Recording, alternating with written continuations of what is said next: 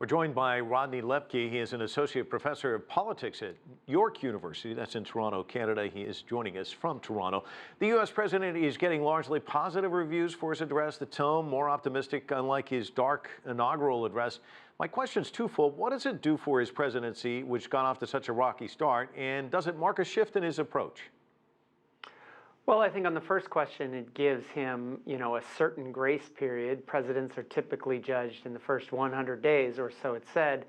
And it gives him a little bit of breathing room after a clearly problematic start, not just by Trump, but many of the members of his administration.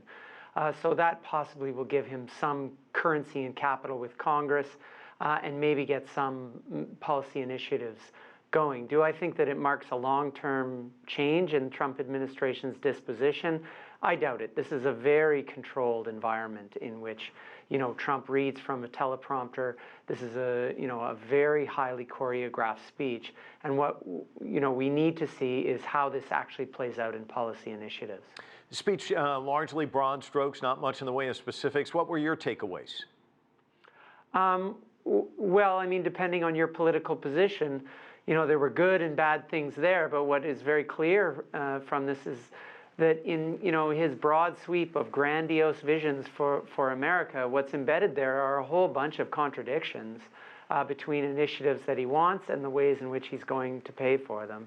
It's not clear how you get great health care, how you build multi-billion-dollar walls, and also hand out tax credits and reduce taxes for corporations and the middle class.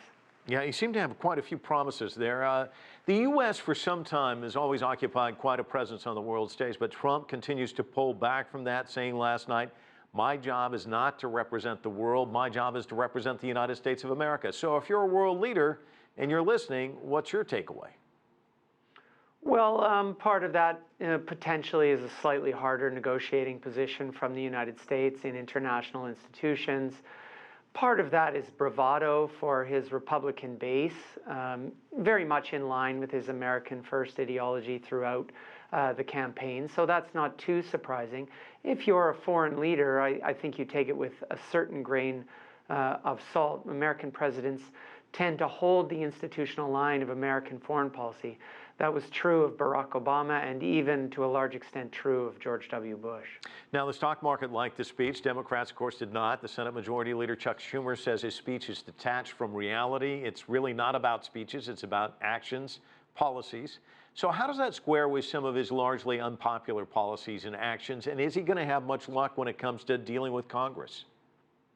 Well, I think that's where, that latter part of your question is the part where he's going to run into real difficulty. It's one thing to make assertions, and it's one thing to come into office and unleash a flurry of executive orders. But when you have to negotiate with Congress, you need the agreement of a broad range of political characters. And he's going to run up into resistance not only from the Democrats. Certainly, Schumer is not going to make his life easy, but neither is the Freedom Caucus and Tea Party members in Congress. They're going to come after the administration and senior members of the Republican Party for breaking their promises around fiscal discipline. So we're in for, I think, a very rocky congressional season. He talked about his great wall, but not much really about foreign policy, a little bit about NATO. Surprised at that? Maybe not too much. I think that every time he's waded into foreign policy in the last couple of months, he's sort of stuck his foot in his mouth and he's gotten into real trouble.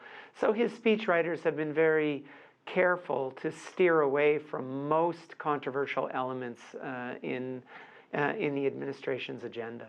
Rodney Loeppky joining us from Toronto. Thanks so much.